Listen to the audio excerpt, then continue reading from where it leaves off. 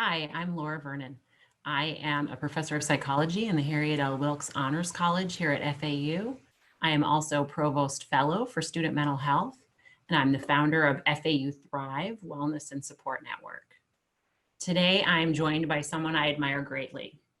Her name is Rubin, and she is an instructor in the School of Social Work, and she is also the founder of the Rubin Center for Happiness and Life Enhancement. But before I let you meet her, I want to tell you a quick story about how I first got to know Rubin. I was sitting on stage behind her at graduation, and I kept noticing lots of students that would walk by, would catch her eye, blow her kisses, were excited, in fact, would sort of break character and run over in the middle of graduation to give her a hug. So she is clearly someone who is beloved by her students and is a really important part of FAU. That is so funny. I didn't even know that story. That is so funny. You just had me really cracking up. Okay, great. Well, thanks so much for the introduction.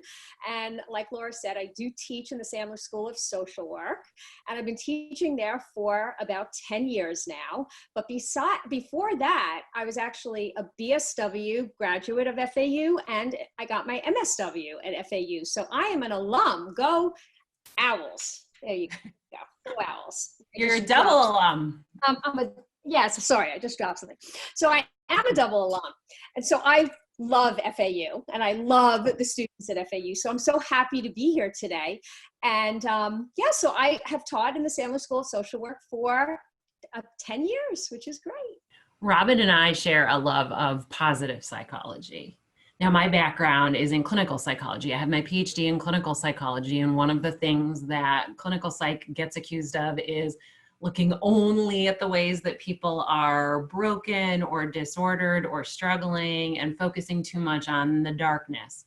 And positive psychology is trying to bring the light to the psychological world so that we have sort of a yin and a yang, where with positive psychology, we're looking at people's strengths, their values, their character. Rubin, do you want to tell us a little bit about how you define positive psychology and what it means to you? What you just said, it is so interesting because for over 100 years, psychology was very narrowly focused. And actually, we were mostly looking at mental illness. We looked at anxiety, depression, trauma. And by the way, that's super important. But what about the other side? People who don't suffer with those types of mental illnesses, how can they flourish in life? And actually, in about 1998, Dr. Martin Seligman, who's considered the father of positive psychology, he brought a bunch of psychologists together, and they did a lot of research, and they interviewed a lot of people who were thriving and living with zest, and compared to the people that were, let's say, not suffering with mental illness, but not thriving in life or not flourishing. And what they did was they kind of interviewed them, and they were like, well, what do you do that makes you have a higher sense of well-being? And you seem like you're going through life like enjoying it more than, let's say, these people. And what they did was they came up with all of these ideas, like joy and love and gratitude and resilience. And these people were actually experiencing these emotions more, which actually increase their well-being. And that's the side of positive psychology. It's like, what makes life worth living? Yeah, no, I love it. I agree. Now, I know you told me about a resiliency course that you took called Bounce Back Better that was based on positive psychology research. And I'm just wondering what some of your insights are. What are some of the ways that people can bounce back from all of the many different challenges that are presented to us right now by COVID-19? Yeah, we're definitely in a very unique time in history, as we all know. But it's interesting because the reason that I became so interested in positive psychology was because I was very curious about resilience. As you all know, we all go through challenges in life. There's ups and downs. Why do some people handle these situations or challenges better than others? And of course, right now we have a pretty nice sized bump that we're all trying to handle. And before this research was done, we used to think that resilience was like a superpower. Like if you were resilient, it was kind of like something that you either have it or you don't have it. But research has actually shown that resilience is a teachable mindset, and it's a set of skills that if you actually learn these skills, you can be more resilient and recover more quickly from difficulties.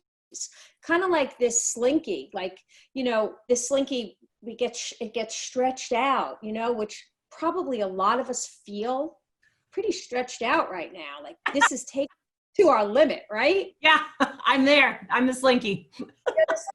We want to be able to like bounce back, right?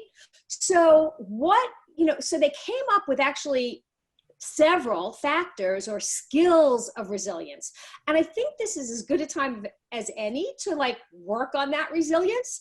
And believe it or not, you can work on it so that whenever life throws our way, and gosh, it's throwing a big one our way right now, whatever it throws our way, we're able to recover and bounce back. Is it going to look the same?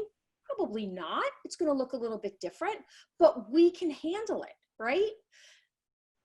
So, I mean, if it's okay with you, I'd love to talk about some of the skills of resilience. Yeah, please. Perfect. So, the first skill of resilience is this idea of emotional regulation. So that's kind of the ability for us to be able to control our emotions under pressure. And boy, we really feel that pressure right now, right? So it's being able to control it. So of course, first we have to recognize it, right? We have to recognize it. So controlling our emotions, controlling our emotions. When we feel that emotion, recognizing it and going, whoa, it's a difficult time. Everybody's going through this right now. I'm not alone. So the ability to stay calm under pressure. Our second skill or factor of resilience is impulse control. So not only do we have to control the emotion itself, but how about how we react, right? We need to be able to go, whoa, whoa, whoa, I'm not going to react so quickly, right? So we want to be able to control how we react. The third thing I'd love to talk about is this idea of self-efficacy. So what is self-efficacy? It's the idea that, you know what, I've been through a lot in my life, and I'm sure you've all been through a lot in your life, and you came out the other side. So self-efficacy is knowing that, you know what, I have some skills. I can do this. I've done it before. And kind of almost giving yourself an affirmation like, I can handle this. I mean, some of you have been through divorces and deaths and all kinds of traumatic life experiences. This is a different one. We've never handled this before. But guess what? We've been through a lot, and we can handle this one too. The next one is one of my favorite skills. Let's call it a skill, and it's kind of a fun skill. And that's this idea of reaching out and having social support. Right now, actually, Laura and I were talking about this before we started this idea of our social connection to other people and how important it is, especially right now when we really can't get together, right? The only way we can get together is if we Zoom with somebody, we FaceTime with somebody, or maybe we social distance with them, but there's not really this feeling of like warmth because we're not hugging, we're not kissing, we're not shaking hands. And so this idea of having this social support, even right now, during this most trying time, is so important. And we need to feel comfortable reaching out to others because right now, even though we're not all in the same boat, we are all in a boat. We're all in some kind of a boat. And we're all trying to navigate these waters, which are difficult. So you may be going through something difficult than somebody else, but at least with social support, we can say, oh my goodness, me too. Yeah, I feel that way too. And the other thing is, what support does is maybe there's some things that somebody can actually help you with, whatever that might be. And so social support is super important. So a skill of resiliency is to be able to reach out and to not feel like reaching out is a weakness, because reaching out is actually strength. The next skill is empathy, and this idea to actually have empathy for other people. That's part of resiliency. It's important that we're able to like read each other's cues and know like what somebody else is feeling. And that's also something that you can practice. Another skill or tool, and I'm going to call it a skill because it is actually something that you can learn, is this idea of optimism. And believe me, I'm not saying right now is easy to be optimistic, because there's so many unknowns and uncertainties. You know, we can't really plan very much right now, right? Anybody who has plans is kind of like, I don't know what will be, right? So, however, but we have to find hope somewhere and believe that, you know what, we're all going through this time together, but there has to be a belief that things are going to get better. And the way that we can do that is to actually focus on what are the things you can control. You know, there are things in our life right now we can control. Not a lot, but there are things that we can control. So I think that learning to be optimistic rather than looking at the negative side. So, you know, you almost have to catch yourself.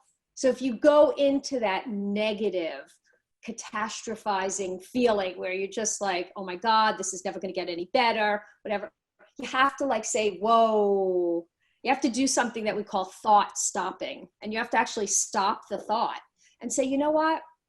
Things are going to get better. I just know it. And focus on what you can control and make a change there. And then the last factor that, or skill that they talk about with resilience, is this idea of causal analysis. And what does that mean? It means to analyze the cause of what you're feeling challenged with. So whatever it is that you're feeling challenged with, where does it come from? Ask yourself curious questions about it. And something, if you are feeling unsettled or you have a thought that kind of won't leave you, one really good curious question that you can ask yourself is, do I know that to be true? Do I know that to be true? And a lot of times, some of these challenging thoughts that are upsetting us, we don't even know to be true. It's just a thought that came up and you're like, this is never going to get any better. Okay, is that a true thought? Probably not. Probably not. Do I know that to be true? So challenge your, what we call it, stinking thinking. Challenge it, right? And try to change it, because what's the use right now of thinking on the negative side? It can't get us anywhere, right? So we might as well try to adopt some kind of a positive attitude. So those are kind of the 7 skills of resilience that if you practice 1 or 2 of them, you will feel like you got this. And especially focus on the one of social support and reaching out to other people, because you know what? Our relationships are the #1 predictor of our well-being. And if you focus and put some effort into your relationships right now, and what does that look like right now? Because you're not getting together for coffee, but you could have a date. You could have a coffee date on the phone, right? You could have, I'm just going to take a sip of water, but you can get together with people in lots of ways. Zoom is super fun and it's free, and just all it takes is scheduling it. So yeah, get together with people, no matter what that looks like. Thank you. I love those. And just a plug that Robin wrote FAU Thrive, a really great Thrive Thursday blog on optimism and positive thinking. And so that's on our website, and we'll include a link to that blog and the text below the video, because I think that, you know, you go into more detail there. And I think it's really important and such a, I don't know, almost sort of like counterintuitive thing to do right now, that to sort of trying to look on the positive side when it feels like everything is so dark. But at the same time, that's how we get one foot in front of the other and get to the other side of this. So true. So true. What you're saying is so true. Thanks for joining me and Robin as we talk today about resiliency. We'll come back again to talk to you about tips for happiness. See you soon. Bye-bye.